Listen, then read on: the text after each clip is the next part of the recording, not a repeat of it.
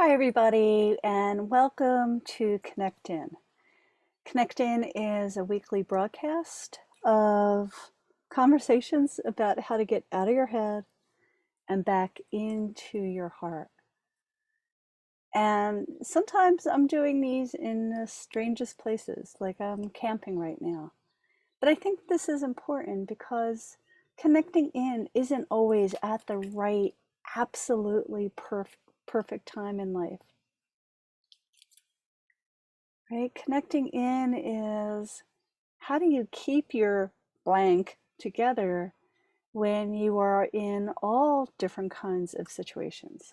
Like, how do you hold your center? How do you stay sovereign in who you are, no matter where you are? Right? Because we all know that we can be really cool as a cucumber, as they say, when you're home, when you're in your groove, when you are around people that you love and adore. And we get a little wobbly when we are outside ourselves, outside of our normal situation, outside of just our norm. And, take a moment, reflect on that. Okay. So for me, the beginning of connecting in is doing the ritual of coming inside. Doing the ritual that tells my body, mind, spirit that I am doing something out of my day to day. I am coming into what I call sacred space, and I like to do that by lighting a candle, a little incense, some sound. So take a moment, if you will, close your eyes, and just notice what you feel in your body. Feel all that you're feeling.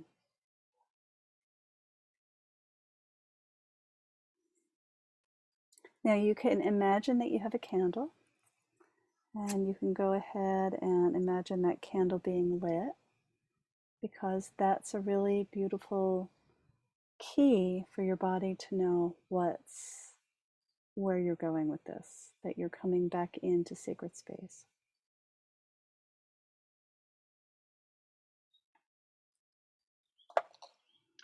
Next thing I like to do is use a little incense. So now imagine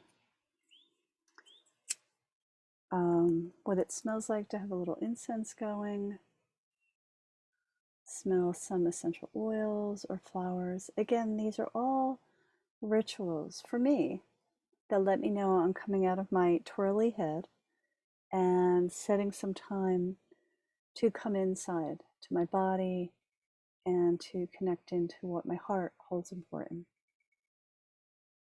Those rituals may be a little different for you, but honor where you are.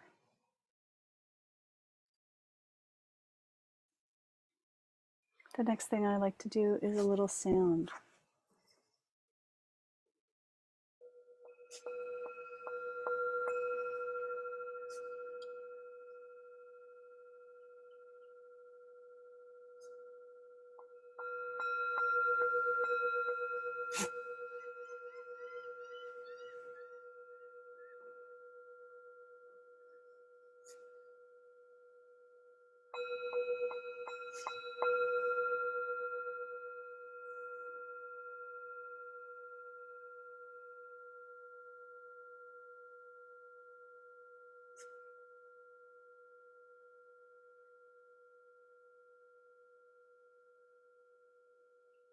Notice how your body feels now.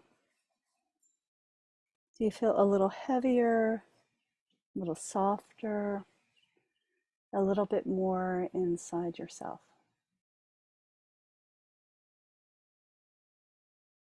This is the place where you can begin to listen to your body, to listen to your heart, to listen to what I call your inner guidance. Because believe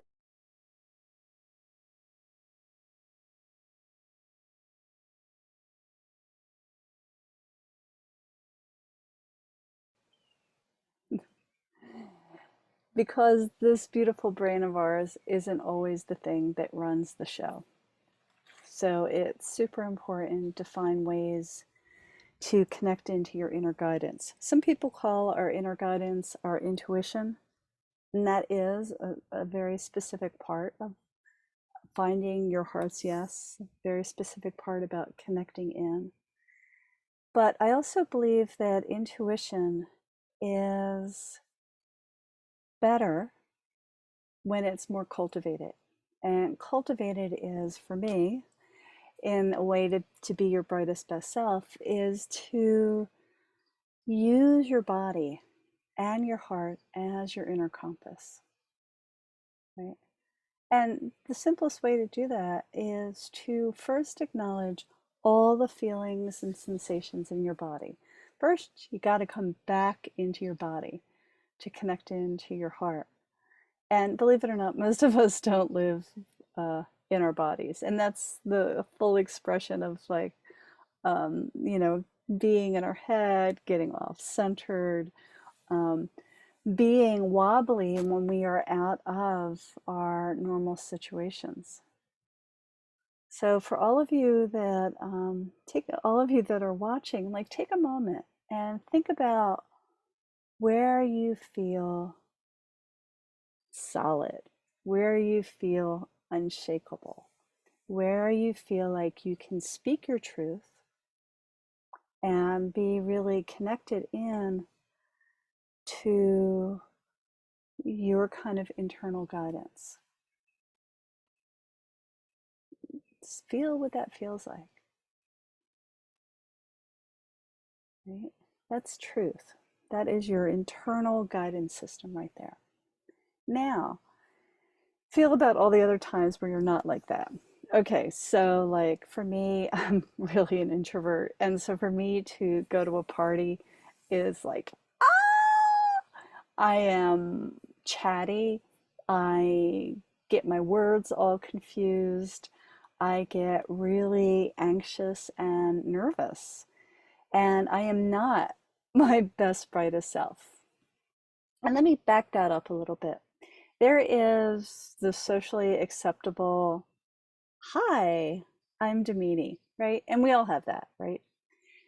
But I try, when possible, to show up without all the bravado, like, ta-da, this is who I am, I'm amazing.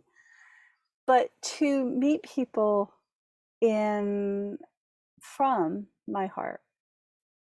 And that could be a little bit more vulnerable. And it happens it happens best when I'm centered and grounded and inside myself. Because then people are like, whoa, hey, really nice to meet you. Why? Because I'm not so wobbly. I'm steady. I'm centered and unshakable in myself. So when you're centered and unshakable, you are speaking your truth. You can have really clear, heartfelt discussions. You almost have another sense of where the conversation's going. Like you can be present with a person. And really, connecting in really is all about being completely present with yourself. So when I'm like that, it's easy for me to be with people. When I start thinking about going out and meeting new people or strangers, I get twirly and whirly kicking in. And they're saying things like, oh man, you are a piece of shit. You have nothing to say. You are, okay, twirly and whirly at my worst, say, I'm stupid, I have nothing to share, and I'm a fake. Right. So when I get wobbly, my inner critic kicks in. In fact, I like to call it my inner saboteur because, man, could she take me down? Right? Do you all have moments like that? Yeah. And it's hard and it's challenging, isn't it? Those moments also can be something that I call squirrely. You know, it's like when you are completely focused and you're having a conversation and then something happens, like your dog runs to the window or something else happens, like you where your attention gets diverted really easily. Right? That's also a really beautiful sign that you are not centered and grounded in yourself. So take a moment. What would it feel like? Let's start again. How does it feel for you in your body when you are centered and grounded and steadying yourself, like from a heart place? Feel that in your body. Notice what you're feeling.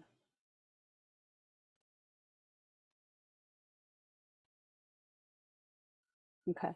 Now notice what it feels like when you are not centered and grounded, when you are like in that kind of, I have my bravado on and this is how I'm going to be, right? It's useful. It's certainly useful, especially for me, like if you have to go to a mechanic or somebody who doesn't want to meet heart to heart. But is that really you being your authentic self? I mean, there is absolutely a time and place to put on these different parts of ourselves, if you will. There's the bravado part that really needs to get something answered at a big lumber store, or um, really has to stop and ask for directions somewhere, or needs to be in a big crowd at a social event, right? You know, that first hit, it's really helpful to have that bravado um, external expression of yourself. But when you really want to kind of be present with somebody, yourself and somebody else, it's like that's when you're coming into your centered, grounded self. So that's really useful. That's the place when you are centered and grounded and unshakable. That's when you can go into a job interview and nail it. It's not necessarily about your resume, it's about your presence. So when you are connecting into yourself, you are fully present in all the gifts and offerings that you have. You are centered and unshakable, and the person that you are talking to or interviewing thinks, wow, this person's got it. And the got it is connected. They are, they think this person is really solid, really secure in who they are and what they can offer. So when you connect in with yourself, you can be an amazing interviewee. You could do that as a podcast, standing up on stage and offering a talk, right? You can do that while you're going in for a job interview.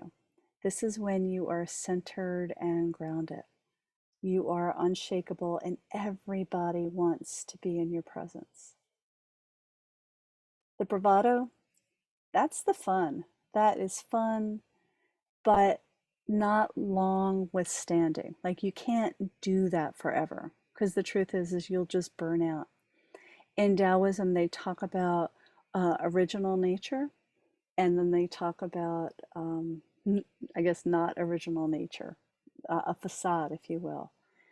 The original nature is what in Taoism everybody is striving to be your best, brightest self, is the words that I use. But to be your original nature where you are centered and grounded and unshakable, and you know and can access your deepest truths. That in the alchemical journey of Taoism is exactly where they're trying to get us to go, right? The other way that we are when we're full of bravado, you know, that's good in a pinch, but it is exhausting and actually energy depleting in the long run. And those of you who feel like you have to show up at work all the time as somebody else, you know that that is exhausting, right? So showing up as your best, brightest self not only allows you to continue your journey of being all your potential, but you're actually accessing your heart as well. And then there's twirly and whirly. You know, twirly and whirly show up when you're on a growth spur, when you're at the precipice of change, or they're just really trying to get your attention. So, twirly and whirly for some people can be called anxiety, depression, imposter syndrome. These are all different words for what I call your inner critic taking you down by your knees.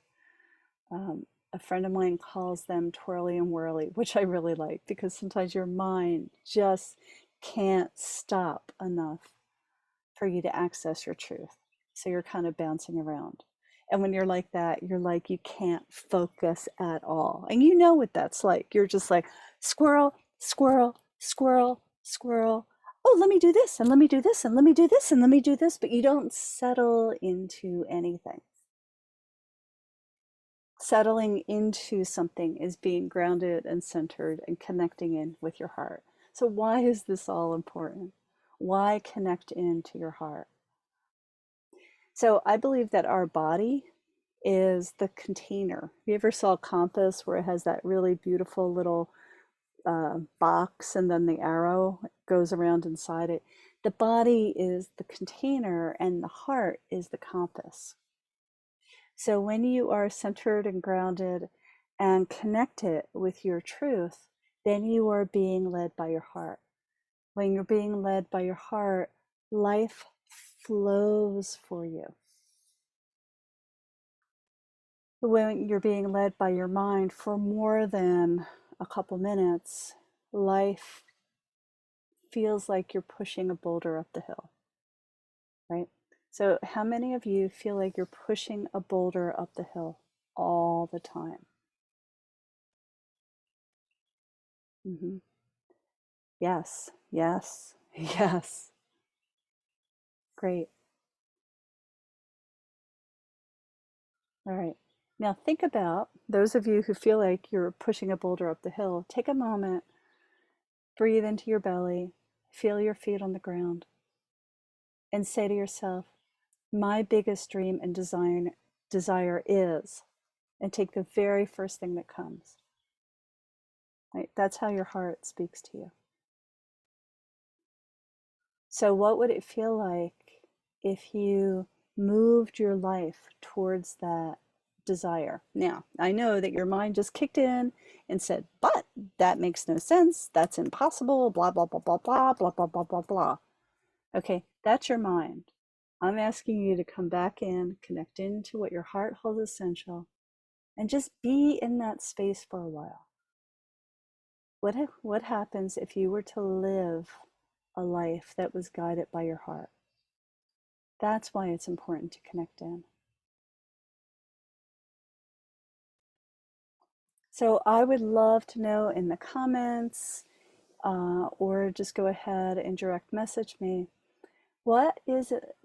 Does it feel like to access these three parts of yourself? Right? There's the grounded, centered, unshakable, sovereign you.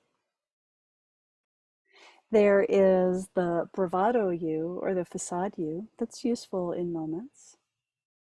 And then there's the twirly and whirly, when the imposter syndrome kicks in, or you're a piece of crap kicks in, or any of the other bullshit that kicks in. What does it feel like for you in your body to access those three places, those three aspects of yourself? I would love to know your thoughts and experiences on that, because part of creating change in your life is to first recognize when you go off compass, if you will, or off centered. The way to go forward in your life is to connect into your body, to your feelings, um, and really allow yourself to be in your yes. So if you'd like to know more about all of this incredible juicy stuff, there are a gazillion things happening right now, but let me just tell you about two that I think are really important. As you know, I do a lot of programs, and they're all about connecting into your yes, connecting into your body, and finding your truth, and then moving forward in your journey from that place. One of my flagship programs is called Deep Happiness. And because I believe, really, I changed kind of the course of my life and my career to offer what deep happiness brings to you. And I know that sounds incredibly dramatic, but in hindsight, I think that's where my heart led me to create this program called Deep Happiness. And right now, Deep Happiness, there's a program, a special program that's being set up where all the programs I'm offering from now to the start of Deep Happiness are all part of a Deep Happiness program bundle that I'm calling Your Happy Place. So there's like 3 or 4 or maybe even 5 bonuses before Deep Happiness even starts. So I really encourage you to check that out.